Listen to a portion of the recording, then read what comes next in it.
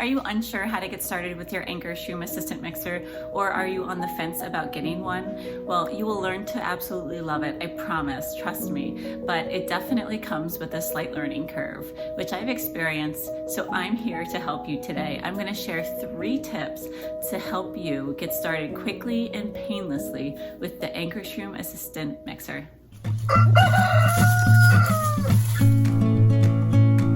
Welcome to FARMBREAD. I'm Kate and I make simple, delicious artisan breads here on our little backyard farm. Making bread doesn't need to be complicated. Do not overthink it. Trust your instincts, take some risks, and have fun in the process. And always remember, beauty is in the eye of the beholder. What I love about the Ankarsrum is its ability to handle large capacities. It has a super quiet motor, and it also comes with a lot of accessories that makes it very versatile.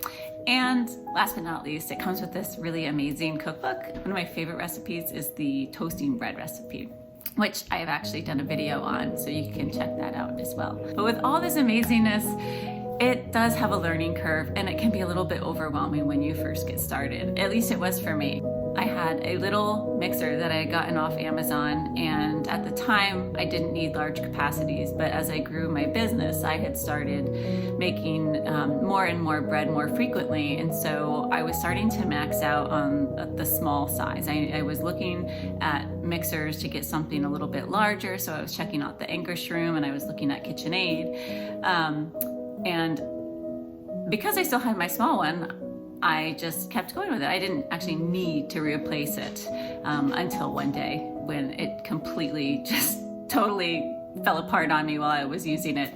And so I was trying to fulfill bread orders, and I literally had no more mixer. Like, it literally fell apart as I was making dough.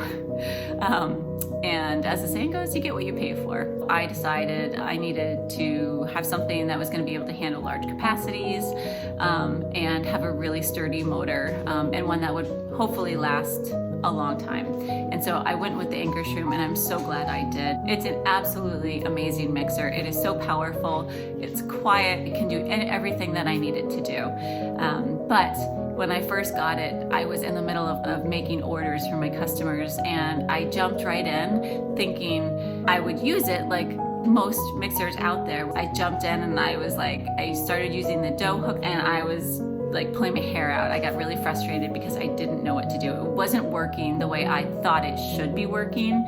Because of my experience, I wanted to share this with you to kind of help you so that you are not in the same boat as I am, so that you can jump right in, feel good and feel confident about the mixer, and understand how it works and why it works differently and how that's a great benefit to it. So today I'm going to share these 3 tips with you so that you can get started painlessly with the Ankarsrum, so that you don't have to waste any time or energy trying to figure out what you're doing wrong, and so you can start making and enjoying breads that you love. I was trying to think about how I could share these tips with you while also showing you how to operate the machine. I feel like visually that's the best way to learn. So I'm gonna make a batch of my whole wheat and honey sandwich bread for you to follow along as I illustrate and share these tips for your bread making. Tip number 1, forget all other mixers. Basically, just forget about how other mixers work and how you think the Ankarsrum should work based on your previous experience, because it's not going to work the same way. And that's a huge benefit, but it can be confusing as well. So just forget all other mixers, forget your previous mixing experience. The Ankarsrum operates differently than other mixers, and you'll start to see how unique and amazing it actually is once you get started playing around with it and trying out different recipes. You have so much more control than with other mixers, with the dough roller and its ability to move via the wand. The bowl is also flat, which is a bit counterintuitive right away, but because of that, you actually have the ability to move the wand around the base to incorporate ingredients as you're mixing, and that's key. There's also a dough knife, which sits along the side of the bowl, and it helps to scrape the edge of the bowl, and it guides the dough during kneading to make sure that all of the ingredients come together really nicely. So this leads me to tip number 2, use the dough roller. So this one was a little hard for me. I always use the dough hook with my other mixers. And so right away I tried using the dough hook with the Ankarsrum, and it was just a little bizarre.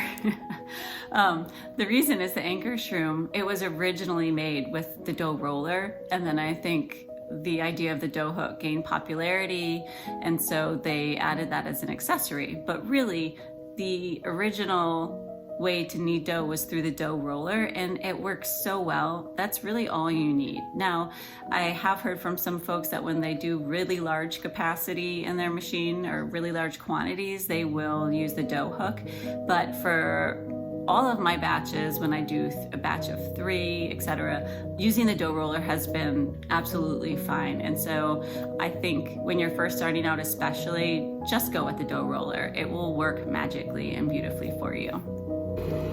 So you can see here, having the wand and the dough roller when you first add your ingredients makes it so easy to incorporate everything together. You don't have to worry about anything getting stuck at the bottom or on the sides, and everything mixes together really beautifully. Once you're ready to start adding more flours and create the dough, pay attention to the position of the wand and adjust it when necessary.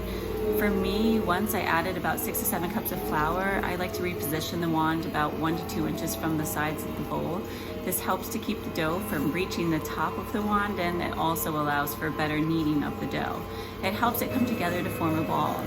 If I feel like the wand's moving too much during the kneading process, I'll move it towards the center even more, so you can kind of play around with this.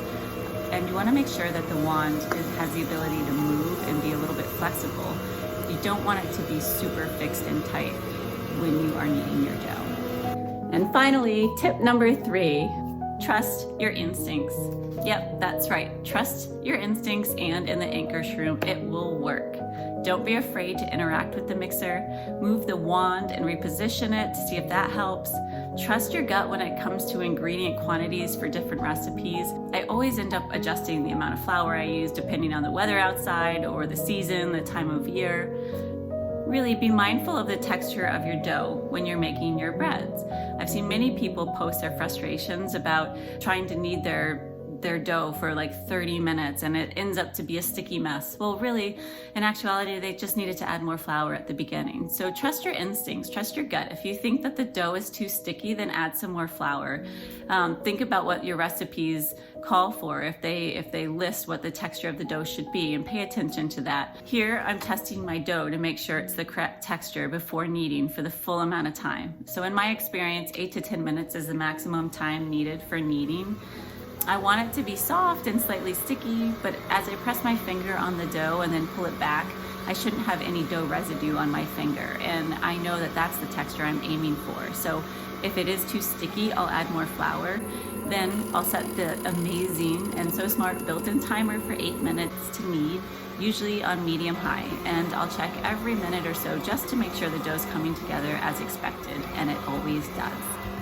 If you had any other issues or questions that I didn't address in this video, let me know in the comments below. And stick around to see the finished loaves. If you'd like the recipe and to watch a tutorial, I've done a video on this as well, so check out my video called Whole Wheat and Honey Sandwich Bread. The Ankarsrum Assistant is such an amazing and powerful bread making tool. I really can't wait for you to start using yours. Be patient and remember my 3 tips. I hope this has been helpful for you. If it has, please like and subscribe, share, and definitely comment below. Your feedback is always so helpful and encouraging and supportive, so thank you so much for that. Happy bread making with your Ankarsrum. I will see you in the next video, and definitely check out my video about the Ankarsrum and toast bread. All right, so in case you wanted to see the final product, I have a batch of 3 beautiful whole wheat and honey loaves. I did mill my own flour.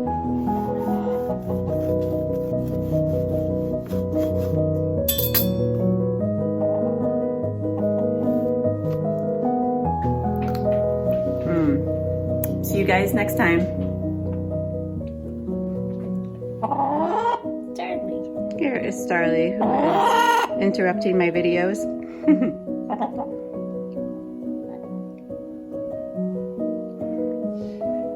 At one point, Blake and I discussed that maybe we should rename our channel to be Baking with Starly.